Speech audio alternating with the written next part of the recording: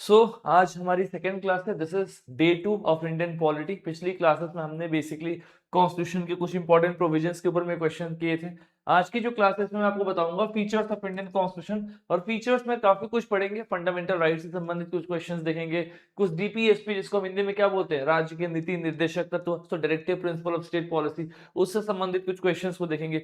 Basically idea ये है कि इन क्वेश्चन को सॉल्व करके इनके थ्रू पूरा का पूरा चैप्टर रिवाइज करना, पूरा का पूरा कोर कंटेंट रिवाइज करना। एंड ट्रस्ट में अगर हमने एक बार अच्छे से उस कोर कंटेंट को रिवाइज कर लिया देन डेफिनेटली इससे आता हुआ क्वेश्चन हम एग्जाम में भी सही तरीके से सॉल्व कर पाएंगे। ठीक है, चलो स्टार्ट करते हैं आज की पर्टिकुलर क्लास को। And the first question that is here in front of us is this.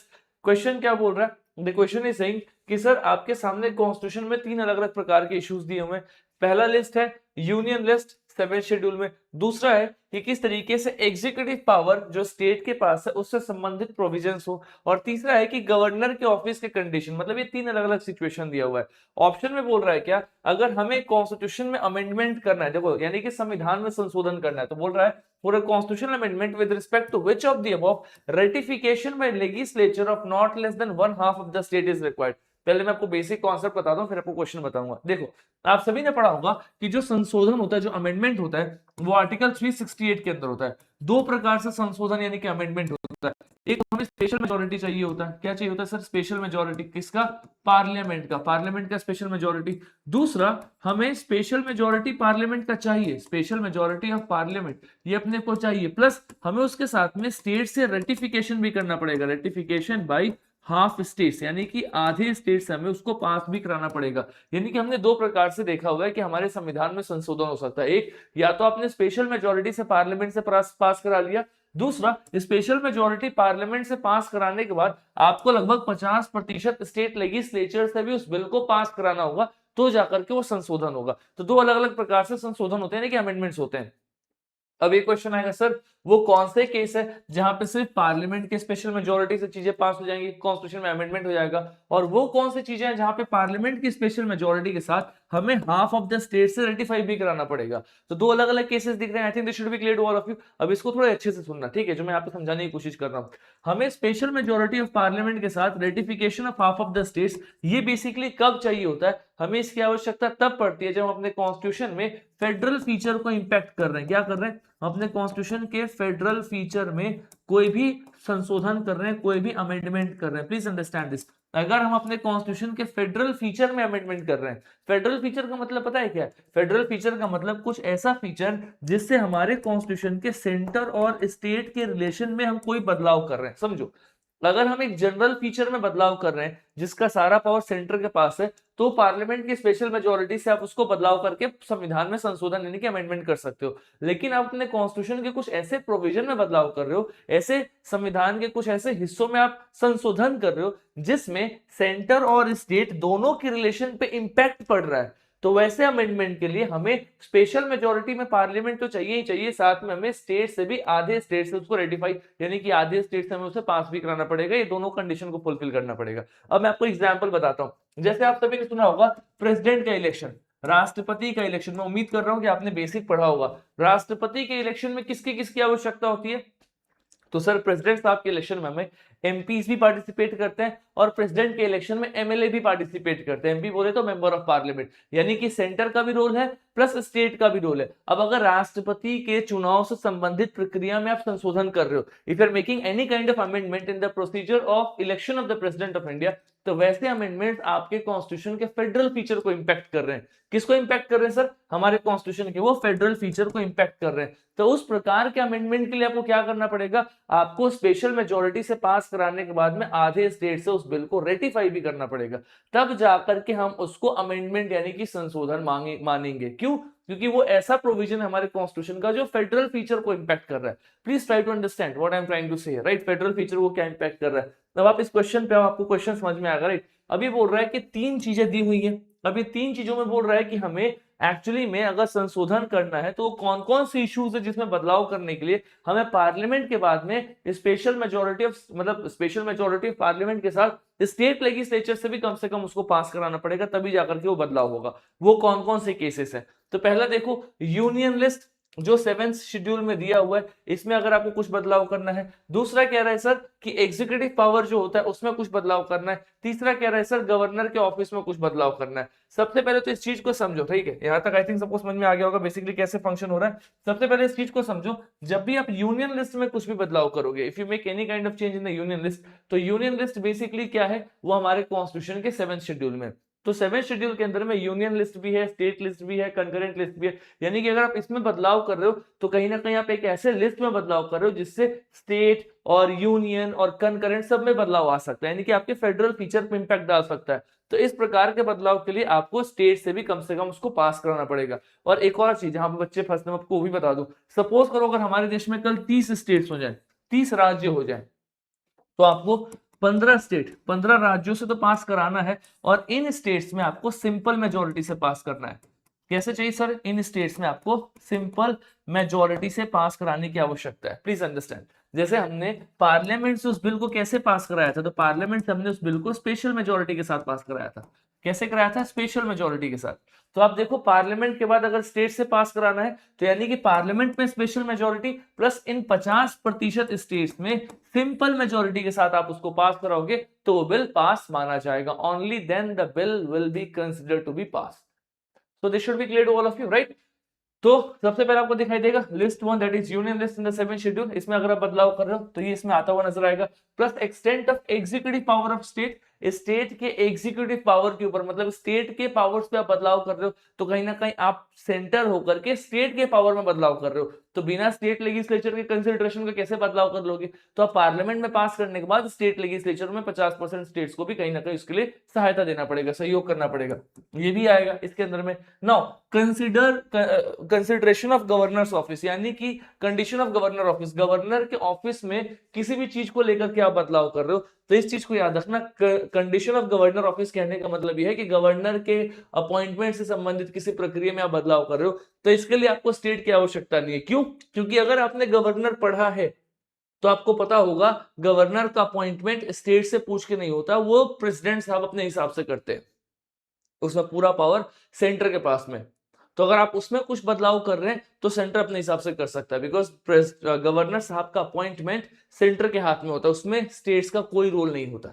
Centre अपने हिसाब से गवर्नर को वहां पे अपॉइंट कर सकता है। तो आपको दिख रहा है कि ऊपर के दो ऐसे केसेस है जहां पे स्टेट का रोल दिखाई देता हुआ नजर आ रहा है, नीचे वाले केस में स्टेट का रोल नहीं दिखाई दे रहा। यानी कि ऐसे संशोधन में, ऊपर के दो संशोधन में आपको पार्लियामेंट में स्पेशल मेजोरिटी के साथ, स्टेट में भी 50% वोट के साथ पास करना पड़ेगा, नीचे वाले में आपको ऐसा कुछ दिखाई नहीं देगा। तो इसका क्या होगा, ओनली 1 एंड 2, यानी कि आपका जो ए है ये इसका सही जवाब होगा, A will be the right answer, ठीक है।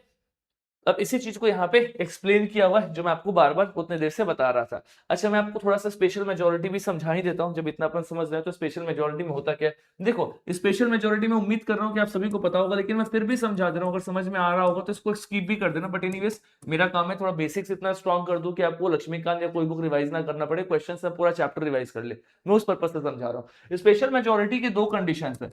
दो कंडीशन क्या है, पहले बोलता है 50% ऑफ फुल मेंबरशिप, है ना, क्या बोलता है 50% of full membership of the house, ये पहला कंडीशन है, 50% of full membership of the house. और दूसरा है sir 2/3 of present and voting, 2/3 of present and voting, ये दो कंडीशन है। मैं आपको दोनों कंडीशन फिर से समझा रहा हूं कि आपको स्पेशल मेजोरिटी के लिए दो चीजों का ध्यान रखना है। सबसे पहली चीज है sir 50% of full membership of the house, यानी कि जो हाउस का टोटल मेंबरशिप है उसके 50% लोग आपको सपोर्ट करें, पहली चीज। और दूसरा बोल रहा है कि जितने लोग उसमें प्रेजेंट हैं और वोट कर रहे हैं उसके 2/3 लोग कहीं ना कहीं उसको सपोर्ट करें। अब आप बोलोगे सर ये समझ में नहीं आया, एग्जाम्पल ग्रुप में बता रहा हूं। सपोज करो एक हाउस में कुल 150 लोग बैठने के सीट है, नंबर थोड़ा बड़ा लेते ताकि याद करना इजी हो। सपोज करो एक हाउस में मैक्सिमम 200 लोगों की बैठने की कैपेसिटी है, तो फुल मेंबरशिप क्या है हाउस का, 210। अब बोल रहा है कि फुल मेंबरशिप का आधा वहां पे वोट करना चाहिए, तो फुल मेंबरशिप यानी कि 2/210 का आधा क्या होगा सर, तो 105, यानी कि मिनिमम 105 लोग सपोर्ट करेंगे। ये कंडीशन नंबर 1 है।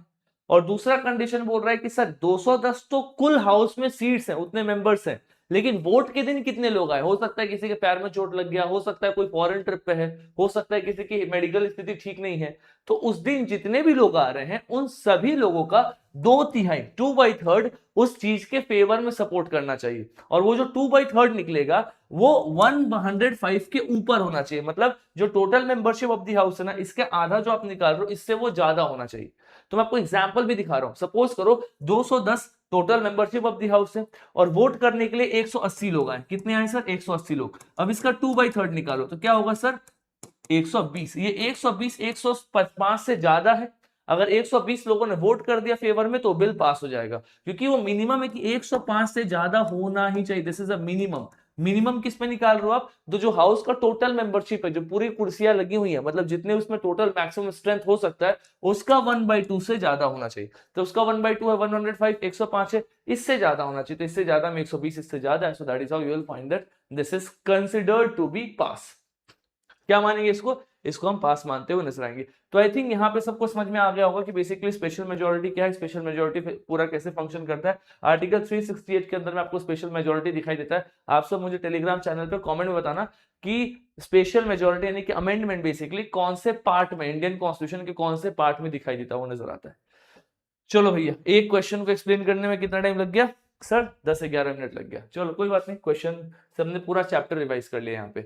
अब दूसरे क्वेश्चन पे आ जाओ। ये क्वेश्चन कह रहा है कि आपको बताना है संवैधानिक कॉन्स्टिट्यूशनल पोजीशंस को लेकर के, बेसिकली यूपीएससी का 2025 का क्वेश्चन है। पहला क्वेश्चन बोल रहा है, पहला स्टेटमेंट, कि हमारा जो संविधान है, जो हमारा कॉन्स्टिट्यूशन है, वो पूर्ण रूप से बताता है, वो एक्सप्लिसिटली मेंशन करता है कि गवर्नर के पास में कौन कौन से सिचुएशन में इनका खुद का डिस्क्रिशनरी पावर है, मतलब अपने समझ बूझ विवेक का इस्तेमाल करके गवर्नर अपने हिसाब से डिसीजंस ले सकते हैं। ये चीज हमारे संविधान में पूर्ण रूप से मेंशन है। मैं फिर से रिपीट करूं तो हमारे संविधान में कंप्लीटली क्लियरली एक्सप्लिसिटली पूर्ण रूप से लिखा हुआ है किन जगहों पे गवर्नर अपने विवेक का इस्तेमाल करके अपने हिसाब से डिसीजन ले सकते हैं।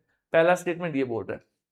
दूसरा कह रहा है राष्ट्रपति साहब जो है वो स्टेट के कोई भी बिल को खुद से रिजर्व कर सकते हैं बिना गवर्नर के पास किए।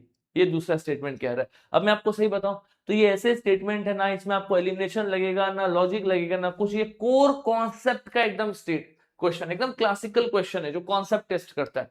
और मैं आपको क्लियरली बता रहा हूं ये जो क्वेश्चन है ये गवर्नर चैप्टर का कॉन्सेप्ट टेस्ट कर रहा है, और नीचे वाला ऑप्शन जो है गवर्नर और प्रेसिडेंट का कॉन्सेप्ट टेस्ट कर रहा है। मैं आपको सीधे बता रहा हूं, और अगर आपने क्लासेस में पढ़ा हुआ 25 डे सीरीज फॉलो किया हुआ, ये क्वेश्चन आप यू लगाओगे।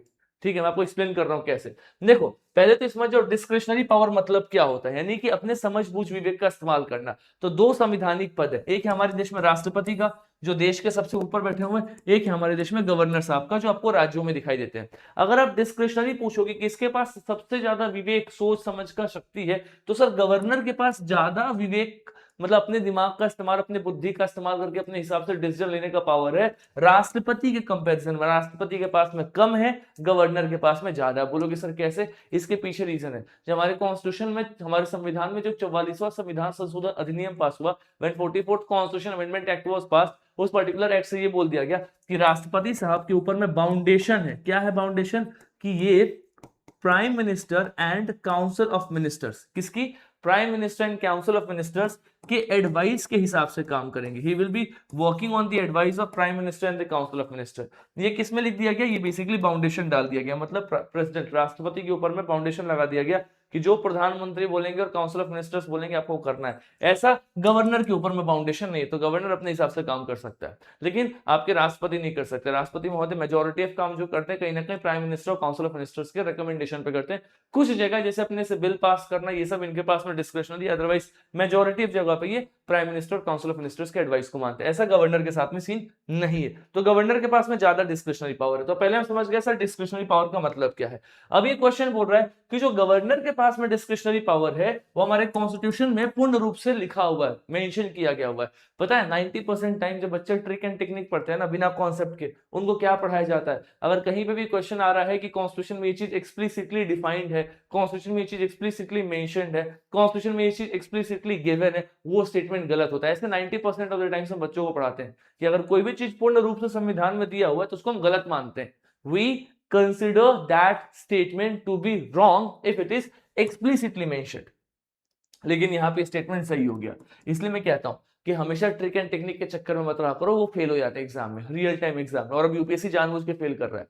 आपके कॉन्स्टिट्यूशन में मेंशन किया गया, अब जैसे कैसे डिस्क्रिशनरी पावर है, अगर मैं एक राज्य का गवर्नर हूं और मुझे लगता है कि मेरे राज्य में जो कॉन्स्टिट्यूशनल मशीनरी है इस हिसाब से काम नहीं चल रहा, तो मैं अपने विवेक का इस्तेमाल करके अपने हिसाब से अपने राज्य में राष्ट्रपति शासन लगाने के लिए राष्ट्रपति को रिकमेंडेशन दे सकता हूं कि सर आप मेरे स्टेट में राष्ट्रपति शासन लगा दीजिए।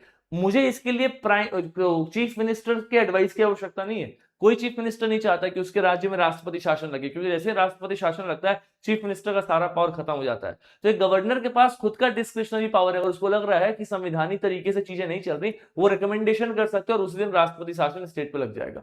तो इनका डिस्क्रिशनरी पावर है।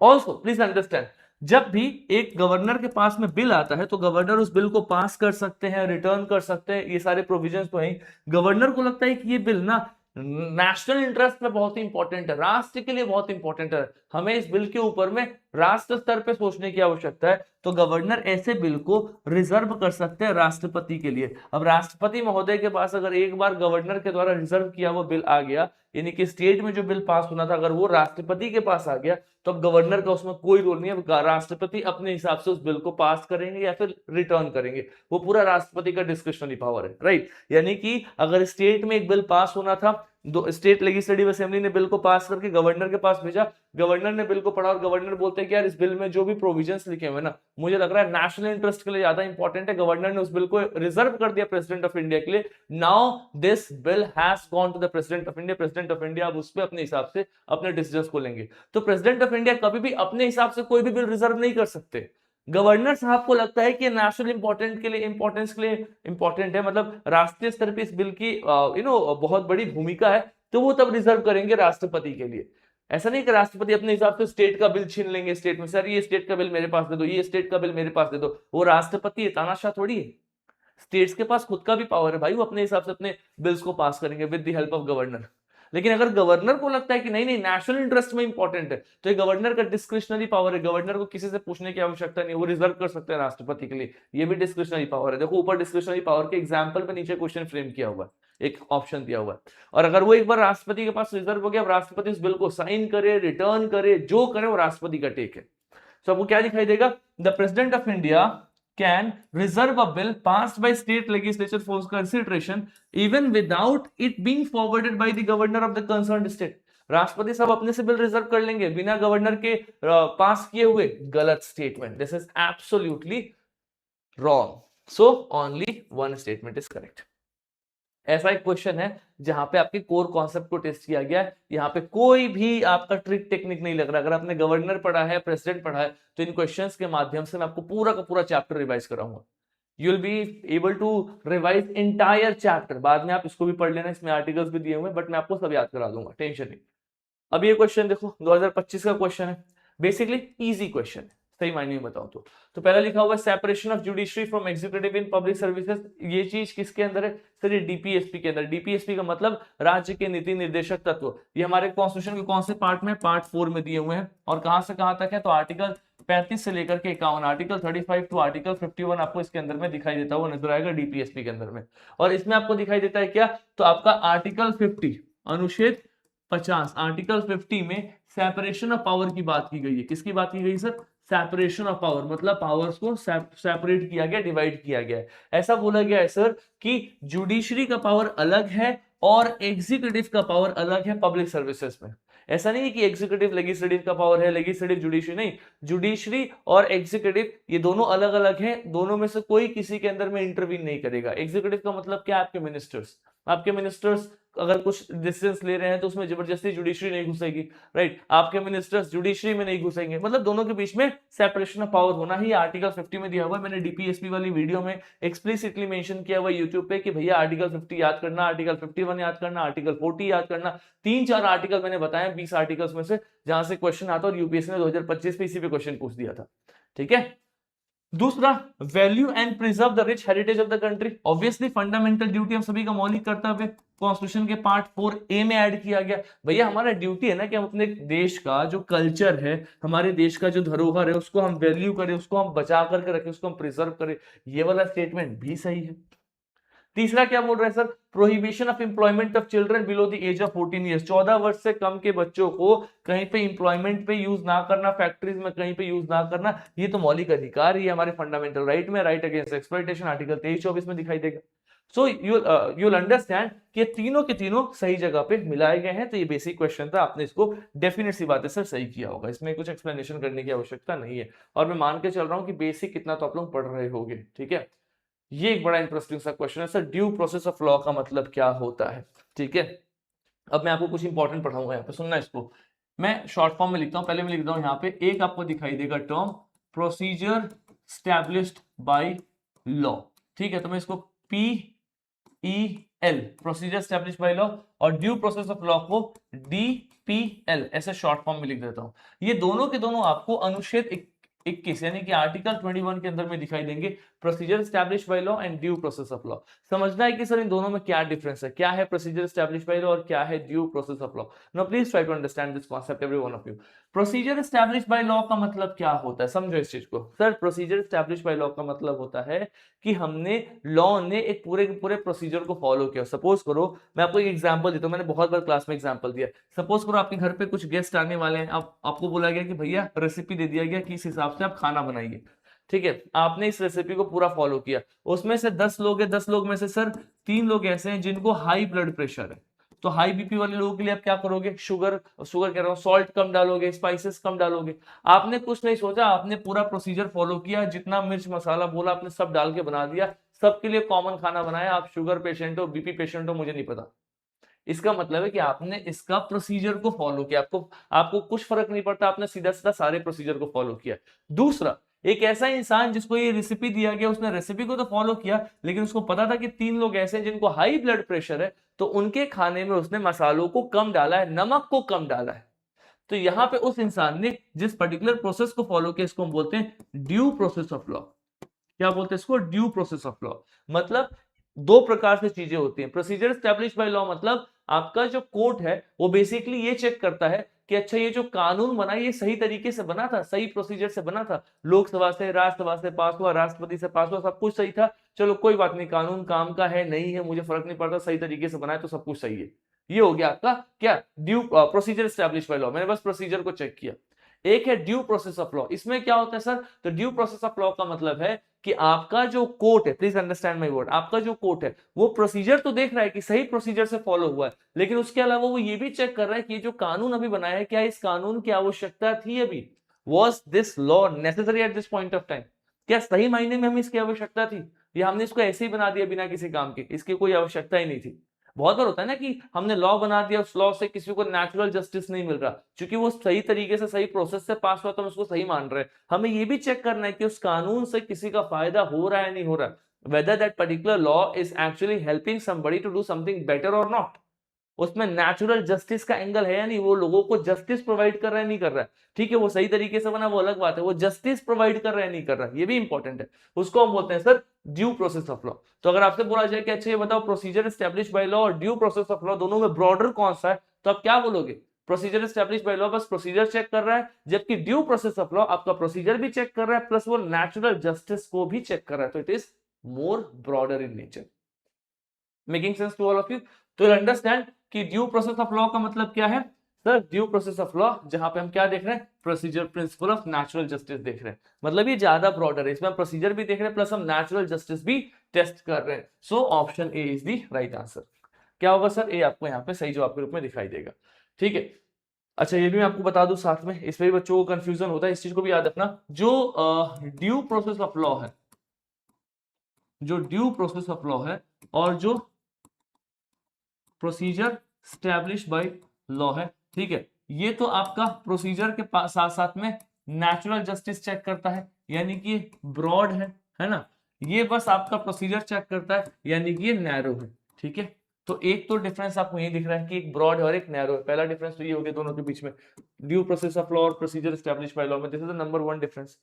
और क्या डिफरेंस दिखाई देगा, और इंपॉर्टेंट डिफरेंस ये है सर कि जो प्रोसीजर स्टैब्लिश बाय लॉ है ये हमारे फंडामेंटल राइट्स में मेंशन है, किसमें सर, आर्टिकल 21 के अंदर में एक्सप्लिसिटली मेंशन है, अनुच्छेद 21 में ये पूर्ण रूप से दिया हुआ प्रोसीजर एस्टैब्लिश बाय लॉ। लेकिन ड्यू प्रोसेस ऑफ लॉ ये एक्चुअली में हमारे पास जुडिशरी से आया, जुडिशियल इनोवेशन है, जुडिशियल इनोवेशन है। एक्चुअली में एक केस था मेनका गांधी, है ना, वर्सेस यूनियन ऑफ इंडिया। इस पर्टिकुलर केस से ये कॉन्सेप्ट आया है ड्यू प्रोसेस ऑफ लॉ, जो नेचुरल जस्टिस को चेक करता है, जो ब्रॉडर है। तो आपको समझ में आ रहा होगा कितना इंपॉर्टेंट है। मैंने आर्टिकल 21 जब पढ़ाया था ना, फंडामेंटल राइट, वहां पे अपनी क्लास में इसको एक्सप्लेन किया हुआ है। आई थिंक फंडामेंटल राइट की दूसरी क्लास है वो, अगर आप जाकर के अभी भी देखोगे वाईटी पे, इसका पूरा एक्सप्लेनेशन दिखाई देगा, और उस एक्सप्लेनेशन से आप बहुत इजिली आईएएस का ये एग्जाम का क्वेश्चन बना सकते हो। तो उस लेवल पे हमने कॉन्टेंट तैयार किया हुआ अपना, है ना, वो भी free of cost for everyone, polity पे। अब बच्चों के ऊपर है भाई, अब कितने सही तरीके से उसको यूज कर पा रहे हो, अपना कितना स्ट्रॉन्ग कंटेंट कर पा रहे हो। देखो भैया, एक क्वेश्चन ये बोलता है कि हमारा जो कॉन्स्टिट्यूशन है, हमारा जो संविधान है, इसका चीफ पर्पस क्या है, मतलब हमारे संविधान का सबसे इंपॉर्टेंट पर्पस क्या है, क्यों बनाया गया संविधान, what was the chief purpose of our constitution, question ये पूछ रहा है। ठीक है, अब इस चीज को देखो, इसका एक्चुअली में इसमें बहुत सारे ऑप्शन थे, बट मैं आपको पहले इसका सही आंसर बताता हूं। इसका चीफ पर्पस है सर कि जिसको भी जो भी पावर दिया गया ना, उस पावर के ऊपर में हम लगाम लगाए, लिमिट करें। कितनी सही बात है। आप ये सोचो, जब राजा महाराजा का शासन था, मोनार्कियल सिस्टम था, राजा जो चाहे वो कर सकता है, उसके पावर के ऊपर में कोई लगाम नहीं लगाया गया, लिमिट नहीं है। किसी को मृत्यु दंड दे दे, किसी को फांसी, किसी को कुछ भी, anything you want you can do it. क्या कॉन्स्टिट्यूशन में ऐसा है? नहीं है।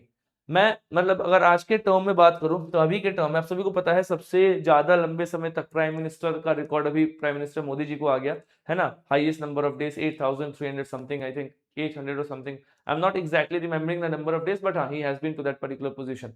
Yes, what I was trying to say is that कि अगर आप आज के टाइम पीरियड में देखो, तो हमारे देश में पॉलिटिकल पोस्ट में सबसे ऊंचे पद पे कौन बैठा है? Who is sitting on the highest political position of this country today? आज के टाइम पीरियड में sir, it is the prime minister. हमारे देश के जो प्रधानमंत्री हैं, वो हमारे कॉन्स्टिट्यूशन में, हमारे देश में सबसे ऊंचे संवैधानिक पद पे आपको बैठे हुए दिखाई देंगे। You will see him sitting on the highest constitutional position. लेकिन क्या प्रधानमंत्री साहब अपने मन से चाहे तो इस देश में कल इलेक्शन करा सकते हैं क्या? नहीं करा सकते। उसके लिए क्या है? इलेक्शन कमीशन है। क्या प्रधानमंत्री साहब चाहे अपने मन से कल हमारे स्टेट के बीच में फाइनेंस का डिस्ट्रीब्यूशन कर सकते हैं? नहीं कर सकते। उसके लिए फाइनेंस कमीशन है। क्या प्रधानमंत्री चाहे तो किसी विवाद से संबंधित जजमेंट दे सकते हैं? नहीं, उसके लिए जुडिशरी है।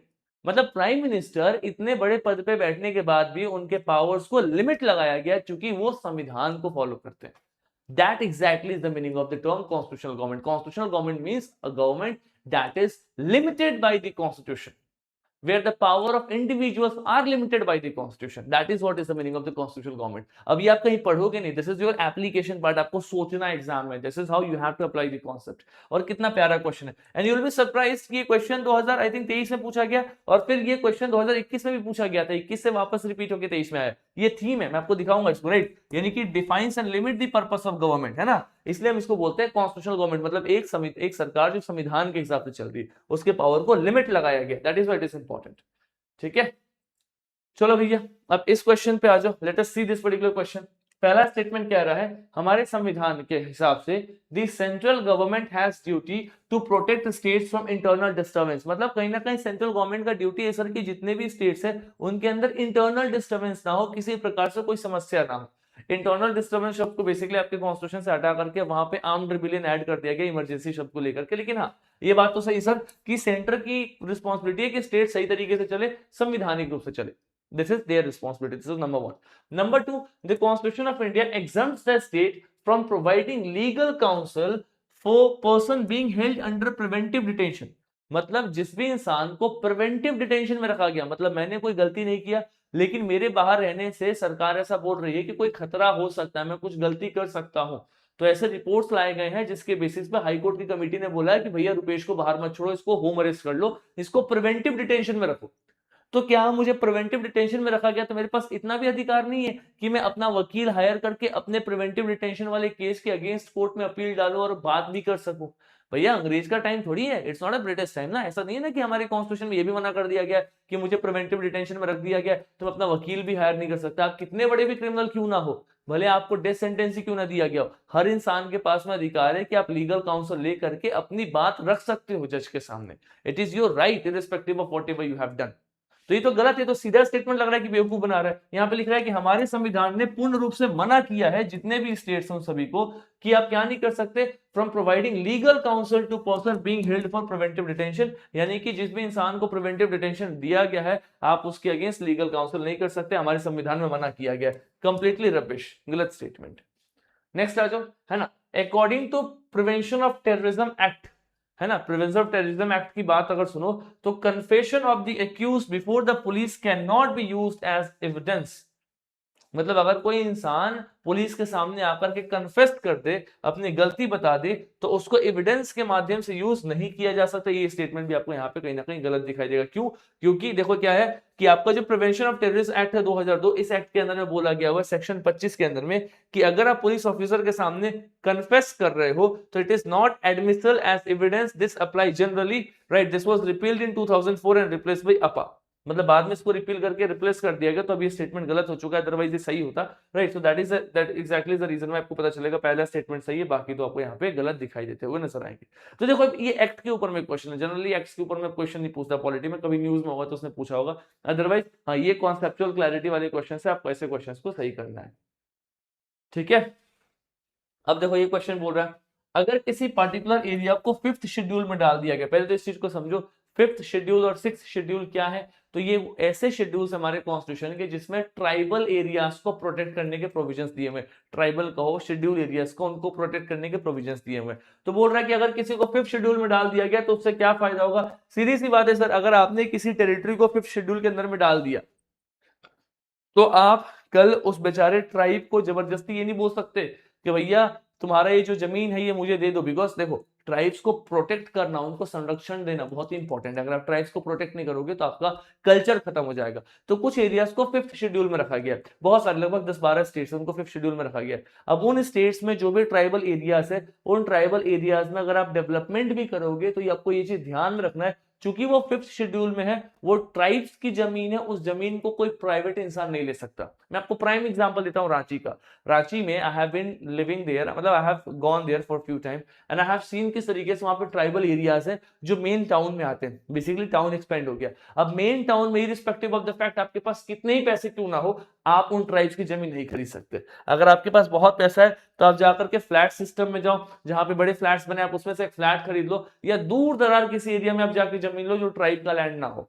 अगर वो ट्राइबल लैंड है तो आप उसको ऑक्यूपाई नहीं कर सकते, बिकॉज हमने उस ट्राइबल की जमीन की ऑनरशिप उसी के पास रखी है। अगर वो ट्राइब अपनी जमीन किसी को देना चाहे तो दूसरे ट्राइब को देगा, नॉन ट्राइबल को नहीं देगा, क्योंकि हमने फिफ्थ शेड्यूल और सिक्स्थ शेड्यूल के माध्यम से ट्राइबल्स को बेसिकली संरक्षित, उनको कंजर्व करने की कोशिश किया। तो आंसर क्या होगा, this would prevent the transfer of land of tribal people to non tribal people. ये तो खैर आप एग्जाम में देखते ही सही मारते हैं, अगर आपको बेसिक पता है कि फिफ्थ और सिक्स्थ शेड्यूल के अंदर में बेसिकली क्या होता है। हमने ट्राइब्स को कंजर्व करने के लिए इसको बनाया हुआ है। सिक्स्थ शेड्यूल के अंदर में 4 स्टेट्स की स्पेशल ट्राइब्स हैं, ATMM, अरुणाचल, त्रिपुरा, मेघालय, मणिपुर, बस इन्हीं 4 स्टेट्स की ट्राइब्स को हमने प्रोटेक्ट किया है। फिफ्थ शेड्यूल के अंदर में लगभग 10-12 स्टेट्स की ट्राइब्स को हमने प्रोटेक्ट किया है, ये इसके बीच का डिफरेंस है, ठीक है। बाकी फिफ्थ और सिक्स्थ शेड्यूल के बीच में एक बार डिफरेंस देख लेना, इट्स योर होमवर्क, हो सकता है मैं आपसे अगली क्लासेस में पूछूं भी कि what exactly is the difference between the fifth and sixth schedule, तो please have a look over that particular stuff. अगले क्वेश्चन पे आते हैं। In Indian constitution concentration of wealth violates, अगर हम कॉन्सेंट्रेशन ऑफ वेल्थ की बात करते हैं तो ये किसको वायलेट करता है, तो हमेशा याद रखना ये डीपीएसपी को वायलेट करता है। Please understand this. डीपीएसपी का मतलब क्या होता है, राज्य के नीति निर्देशक तत्व, यानी कि कुछ ऐसे प्रिंसिपल्स जिनको ध्यान में रख करके स्टेट कानून बनाएगा, पॉलिसी बनाएगा, ऐसे स्टेट के ऊपर में डायरेक्टिव है कि भैया आपको इन प्रिंसिपल्स को फॉलो करना है, it's called as directive principle of state policy. So it's like a directive on the state to follow these principles। अब ये कह रहा है कि हमारे कॉन्स्टिट्यूशन में जो कॉन्सेंट्रेशन ऑफ वेल्थ है ये क्या है, तो हमारे कॉन्स्टिट्यूशन में जो कॉन्सेंट्रेशन ऑफ वेल्थ है ये कहीं ना कहीं डीपीएसपी को वायलेट कर रहा है। एक ही इंसान के पास में सारा वेल्थ आ जाएगा तो हमारी सोसाइटी में इनइक्वालिटी बढ़ेगी। और अगर आपने 44th अमेंडमेंट पढ़ा होगा तो 44th अमेंडमेंट से हमने अपने कॉन्स्टिट्यूशन में एक प्रोविजन ऐड किया था डीपीएसपी के अंदर में कि भैया इनइक्वालिटी को कम करना, सरकार को ऐसी पॉलिसीज बनानी है कि जो अमीर और अमीर होते जा रहा है और गरीब होते जा रहा है, इसको हम कम कर सके। कम कैसे करेंगे, अमीरों को गरीब कर दे नहीं, गरीबों को स्किल करो, उनको अपलिफ्ट करो, उनको ऊपर लेकर के आओ ताकि इनइक्वालिटी कम हो सके, ठीक है। तो कहीं ना कहीं कंसंट्रेशन ऑफ वेल्थ जो है वो कहीं ना कहीं डीपीएसपी को वायलेट करता है। तो देखो क्या लिखा हुआ है, article 39 specially directs the state to ensure that the operation of economic system does not result in the concentration of wealth and means of production to the common determinant. Concentration of wealth is thus a violation of directive principle, not a fundamental right, since DPSP are guidelines in the state and they have to work for the betterment of socio-economic justice. एक चीज को याद रखना, मतलब वही explanation को English में flori language की तरह एक्सप्लेन किया हुआ है। आपका जो फंडामेंटल राइट है ना, वो किसी के पॉलिटिकल राइट्स को मदद करता है। Fundamental right help people to gain political rights, DPSP help them to gain socio economic rights. तो सोशियो इकोनॉमिक राइट्स अलग है, पॉलिटिकल राइट्स अलग है, इसको ध्यान में रखना। अगर समझ में नहीं आया तो आप मुझे टेलीग्राम चैनल पे लिख देना, सर समझ में नहीं आया, मैं फिर से एक्सप्लेन कर दूंगा, टेलीग्राम चैनल पे एक्सप्लेन कर दूंगा। चलो भैया, आपको बताना है राइट टू प्रॉपर्टी का क्या स्टेटस है। तो राइट टू प्रॉपर्टी पहले आर्टिकल 31 था, it was a fundamental right, हटा दिया गया 44th कॉन्स्टिट्यूशन अमेंडमेंट एक्ट 1978 के द्वारा। अब इसको बना दिया गया है लीगल राइट, किसमें? आर्टिकल 300A के अंदर में पार्ट 12 में, राइट। अब ये सबके लिए अवेलेबल है, अगर आप सिटीजन है तो भी आपके पास में राइट है, लीगल राइट है सबके लिए अवेलेबल है, फॉरेनर है तो भी आपके पास में अवेलेबल है। So it is now actually a legal right available to not just to citizens only, sorry it is available to any person, whether you citizen और foreigner, it is available to any person. अब ये legal right है, ऐसा नहीं कि बस citizens के पास ही। आप सपोज करो कोई विदेशी भारत में प्रॉपर्टी खरीदे तो आप उसका प्रॉपर्टी जब्त थोड़ी कर लोगे ये बोल के कि भैया उसके पास तो right to property legal right भी नहीं है, कोर्ट भी नहीं जा सकता। क्यों नहीं जा सकता भाई? वो यूएस का सिटीजन है, भारत में उसने अपना बिजनेस एक्सपेंड किया, प्रॉपर्टी खरीदा, अगर आप उसके प्रॉपर्टी को कब्जा करोगे तो उसके अगेंस्ट भी कोर्ट में जा सकता है, बिकॉज उसका लीगल राइट है। Anyways, this is what we have covered. Right to privacy, कितना बेसिक क्वेश्चन है यार। राइट टू प्राइवेसी आर्टिकल 31 के अंदर आता है। राइट टू गेट मैरिड, किसी से शादी करने का अधिकार। Right to have a clean environment, है ना, अच्छा एनवायरनमेंट मिले इसका अधिकार। राइट टू स्लिप, सोने का अधिकार। ये सारे आर्टिकल 21 में आते हैं। आर्टिकल 21 को कहते हैं सबसे ज्यादा इंटरप्रेटेड आर्टिकल्स। इसमें बहुत सारे आपको प्रोविजंस दिखाई देंगे, specially under this particular article which is article 21 of Indian constitution. तो ये बेसिकली आया था केएस पुट्टुस्वामी केस 2017, जो पुट्टुस्वामी केस था ना 2017 में, उसके अंदर बेसिकली आर्टिकल आया था, that is article 21 of Indian constitution, जिसके अंदर में हमें ये सारे के सारे प्रोविजंस दिखाई देते हुए नजर आएंगे। ठीक है, इस पे आ जाओ सर। ये क्वेश्चन क्या बोलता है? 2021 का क्वेश्चन है। ये बोल रहा है basically there is only one citizenship and one domicile. ये बात तो सही है सर, हमारे देश में एक ही नागरिकता है, डुअल सिटीजनशिप तो है नहीं। ऐसा तो नहीं है कि आप अपने देश की नागरिकता के साथ किसी और देश की नागरिकता ले लो, या अपने देश में नागरिकता में भी आपको स्टेट सिटीजनशिप अलग मिल रहा है, यूनियन का अलग मिल रहा है। ऐसा तो नहीं है ना कि आपको पहले हम आंध्र प्रदेश की नागरिकता दे फिर भारत की नागरिकता दे, या पहले बिहार की नागरिकता दे फिर भारत की नागरिकता दे। इंस्टेड ऑफ द फैक्ट कि आप आंध्रा के हैं, बिहार के हैं, यूपी के हैं, कहीं के भी आप भारत के नागरिक है, सिंगल सिटीजनशिप। और आप भारत के नागरिक है तो किसी और देश के नागरिक नहीं हो सकते, simple is that. Next, A citizen by birth only can become head of state। Head of state बोले तो राष्ट्रपति। अगर किसी को राष्ट्रपति बनना है तो वो सिर्फ नागरिक, मतलब वो तो नागरिक होना चाहिए, लेकिन कैसा नागरिक? बाई बर्थ नहीं भैया, नागरिकता लेने के बहुत तरीके, नेचुरलाइजेशन, रजिस्ट्रेशन, तो अलग अलग माध्यम से भी अगर भारत की नागरिकता मिल चुकी है तो नागरिकता मिलने के बाद आप एलिजिबल हो चुके हैं राष्ट्रपति बनने के लिए। जरूरी नहीं कि आपको नागरिकता सिर्फ जन्म के हिसाब से मिले तो ही आप एलिजिबल है, बिकॉज नागरिकता के भी अलग अलग क्लॉसेस है। Right, the foreigner once granted citizenship cannot be deprived of it under any circumstance। तो totally rubbish। किसी विदेशी को आपने नागरिकता दे दिया तो आप उसे नागरिकता नहीं छीन सकते भैया, छीन सकते हैं अगर हमें लगता है विदेशी क्या, इवन देशी इंसान भी हो, किसी कोई भारत का नागरिक है और अगर देश को लगता है कि वो इंसान अनलॉफुल तरीके से एनिमी के साथ कम्युनिकेट कर रहा है या फिर कुछ ऐसे एक्ट्स कर रहा है जो डिसलॉयल्टी दिखा रहा है कॉन्स्टिट्यूशन के प्रति, तो उसकी नागरिकता उसे डिप्राइव की जा सकती है, उसकी नागरिकता को टर्मिनेट किया जा सकता है। So this is absolutely wrong, this is wrong, only one is correct। ठीक है, तो पॉलिटी के क्वेश्चंस को ना बेसिक कॉन्सेप्ट के साथ सोचना है and then you have to attempt this particular questions, you will be able to understand this. देखो अभी एक क्वेश्चन था कि सर स्टेट का मतलब क्या होता है। सबसे पहले मैं आपको बता दूं, स्टेट एक्चुअली में मतलब आपका राज्य वाला स्टेट नहीं है। यहाँ स्टेट का मतलब है पॉलिटिकल एंटिटी, राइट, एक देश, उसको स्टेट के रूप में देखा गया है।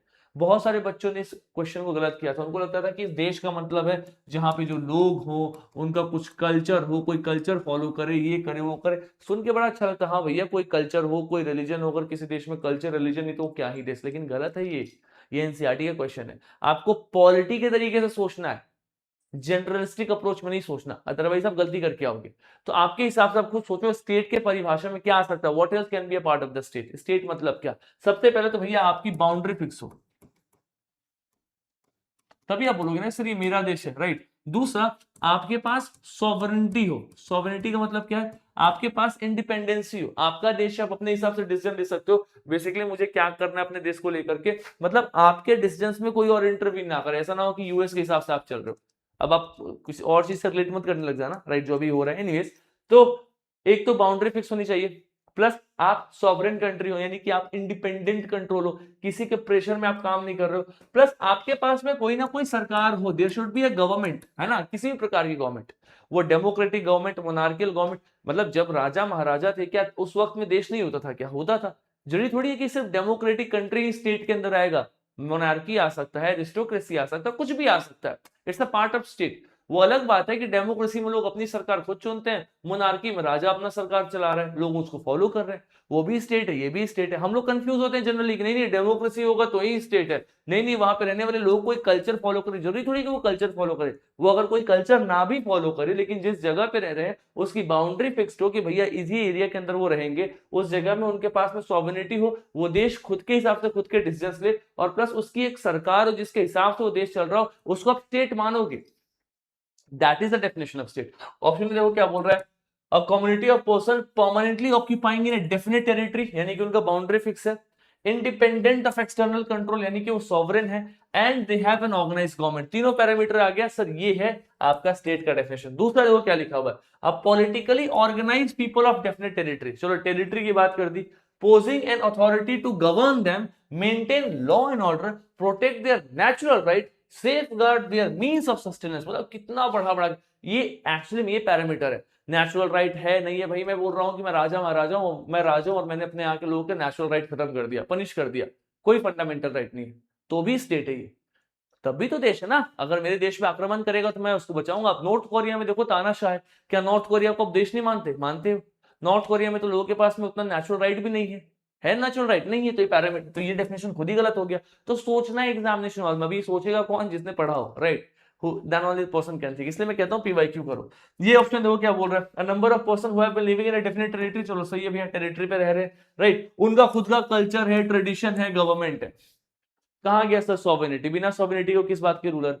देश में तो, हमारे देश में तो सब कुछ था ना, ब्रिटिश इंडिया में सॉवरेनिटी नहीं था तो हम कहाँ आ जाते, हमें स्टेट मानने नहीं जाता था, हमें कॉलोनी माना जाता था अंग्रेजों की, राइट। वैसे अभी देखो, society permanently living in a definite territory, चलो पहले हो गया, with a centralised authority, executive responsible to central authority, independent judiciary, भैया डेमोक्रेसी, यहाँ पे डेमोक्रेसी एक्सप्लेन कर रहा है, जोड़ी थोड़ी कि डेमोक्रेटिक ही हो, राजा महाराजा हो तो भी स्टेट के अंदर में आएगा। तो इन सभी को पढ़ोगे, so this exactly is the right answer. ये आपको कहां दिखाई देगा? तो एनसीईआरटी का स्टैंडर्ड 11 की जो बुक है वहां पे क्वेश्चन बनाया गया। So option is the right answer. है क्या है सही जवाब? आपको ऑप्शन है यहाँ पे सही जवाब दिखाई देगा।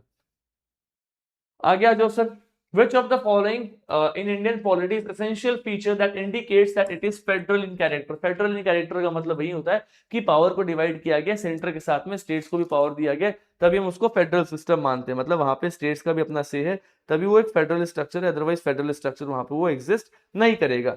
ठीक है, उसी तरीके से हम फेडरल स्ट्रक्चर को यहाँ पे जस्टिफाई करते हैं। अब आप देखो फेडरलिज्म का मतलब क्या है, the independency of judiciary safeguard. सही बात है सर, अगर जुडिशरी सेफगार्ड है, जुडिशरी की इंडिपेंडेंसी को आपने सेफगार्ड किया हुआ है, तो जुडिशरी सबके लिए सही तरीके से चलेगी, तो जुडिशरी स्टेट को भी इक्वल इंपॉर्टेंस देगी, सेंटर को भी इक्वल इंपॉर्टेंस देंगे, किसी के पास ज्यादा पावर नहीं होगा, तो फेडरल नेचर है। मतलब यहाँ पे उनके पावर्स को डिवाइड किया गया, सेंट्रल स्टेट सबको इक्वल अपॉर्चुनिटी दिया गया, that is what we call as the federal.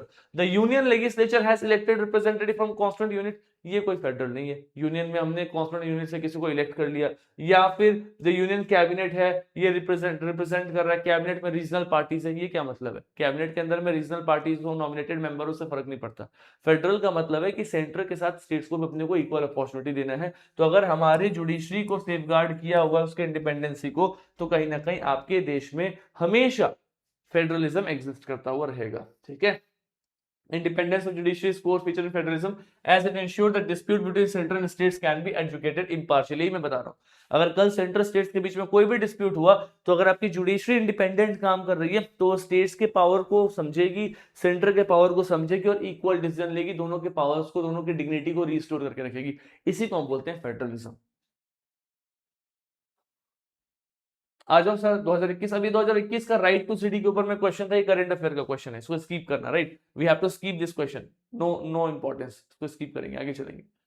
ये बड़ा इंटरेस्टिंग क्वेश्चन है 2020 का। ये बोल रहा है क्या कि अगर एक कानून बनाया गया, समझना इसको, ये क्वेश्चन की डेप्थ को समझना, आप खुद ही लगाओगे। अगर एक कानून बनाया गया which confers on the executive or administrative authority an unguided, uncontrolled discretionary power in the matter of application of law violates which of the following article। मतलब कहीं पे भी आपकी एग्जीक्यूटिव को, किसी भी मिनिस्टर को अथाह शक्तियां दे दी जाए, अनकंट्रोल पावर दे दिया जाए, अगर आप उसको कितना पावर, जितना चाहिए उसको पावर दो, आपने उसको अनकंट्रोल पावर दे दिया, तो उससे कौन सा आर्टिकल वॉयलेट होगा? आप खुद सोचो। अब एक इंसान है, आपका लीडर है, राइट, आपने इस लीडर को बहुत पावर दे दिया, right, he is having all the power, इसका जो मन कर रहा है ये करेगा, जो मन कर रहा है ये करेगा, तो ये किसको वॉयलेट कर रहा है? सर ये आर्टिकल 14 को वॉयलेट कर रहा है, बिकॉज आर्टिकल 14 बोलता है equality before law and equal protection of law, मतलब कानून के नजर में सब समान है। अब आपने एक लीडर को, एक नेता को अथाह शक्तियां दे दिया, तो ये कानून के नजर में कहां समान रहा? ये तो अपने मन से जो चाह रहा है वो कर रहा है, कानून के हिसाब से तो ऐसा नहीं होता। कानून ही बोलते हैं कि सर अमीर हो, गरीब हो, पॉलिटिकली आप कुछ भी हो, किसी भी पद पे आप इस देश के प्रधानमंत्री क्यों ना हो, आप जुर्म नहीं कर सकते, क्राइम नहीं कर सकते। सर आप फाइनेंस मिनिस्टर, डिफेंस मिनिस्टर, कोई भी आप क्राइम नहीं कर सकते। आपको इतना पावर दे देगा कि आपको क्राइम करना है, क्राइम करो, मर्डर करना, जो मन कर रहा है करो, आपको ऊपर कोई दिक्कत नहीं। तो सबसे पहले तो आर्टिकल 14 वॉयलेट हुआ ना, इक्वालिटी कहां रही? इक्वालिटी तो जोक बन गया, इक्वालिटी तो खत्म हो गया। कितना बेसिक क्वेश्चन है, लेकिन एग्जामिनर ने कितना टफ किया। देखो कैसे टफ किया, वर्ड्स के साथ, व्हिच कॉन्फर्स, जो देता है, ऑन द एग्जीक्यूटिव और एडमिनिस्ट्रेटिव अथॉरिटी। भैया मत पढ़ो ना, सीधा से पढ़ो। एग्जीक्यूटिव को क्या दे रहा है? सर अनकंट्रोल डिस्क्रिशनरी पावर दे रहा है, ठीक है। क्या, कौन सा लॉ वॉयलेट होगा, कौन सा आर्टिकल वॉयलेट होगा, बता दो। वो फ्रेम कर रहे इतना फ्लोरी लैंग्वेज ताकि आप कंफ्यूज हो जाओ दो चार वर्ड देख करके, यार क्या बोलना क्या चाह रहा है। और बहुत बच्चे इसका मतलब नहीं समझ पाए एग्जामिनेशन हॉल में। If you are not able to understand the meaning of this question, you will definitely fall into the trap. You will do blunder on this particular question, which is something very easy to be solved, right? देखो भाई 2020 में same question आया, constitutional government मतलब क्या है? जो मैं आपको प्राइम मिनिस्टर वाला एग्जांपल दे रहा था कि अगर प्रधानमंत्री है तो अपने मन से कभी इलेक्शन नहीं करा सकते। ऐसा नहीं कि वो रिसोर्स का डिस्ट्रीब्यूशन कुछ भी अपने मन से करा दे, उनको भी लॉ के लिमिट्स में रहना पड़ेगा। ऑब्वियसली आंसर क्या है? Limited government. यही था ना, यही पढ़ा था ना हमने, ठीक है। चल, तो हमने आज अच्छा खासा क्वेश्चन किया है। Will keep the session up to here. अब जो अगली क्लास है, क्वेश्चन नंबर 14 से आगे चलते हुए नजर आएंगे। Will be covering this particular question, है ना। बेसिक क्वेश्चन है, थोड़ा फंडामेंटल राइट, डीपीएसपी, इनको रिवाइज करके आना अगली क्लास में। और क्वेश्चन नंबर 14 के आगे चलेंगे and will try to revise entire stuff. And trust me, after these 6-7 days of Indian polity, आपका पॉलिटी ग्रिप में होगा। यू विल बी लाइक कि मुझे पॉलिटी का पीवाईक्यू का एनालिसिस नहीं करना। मैंने इतने डिटेल एनालिसिस किए कि मैंने उस एनालिसिस से पूरा चैप्टर पढ़ा है, समझा। I know everything through this chapter, in and out of that particular chapter. मुझे इतना कमांड आ चुका है, उस लेवल पे you will be having that particular command. So just revise this, just have the positive temperament and definitely you will be doing something better in the exam, ठीक है। चलो आज की क्लास में ही रखते हैं। Let us keep the class here. Thank you so much all of you, God bless you, और मिलते हैं अगली क्लास में। तब तक all the very best, take care, thank you so much.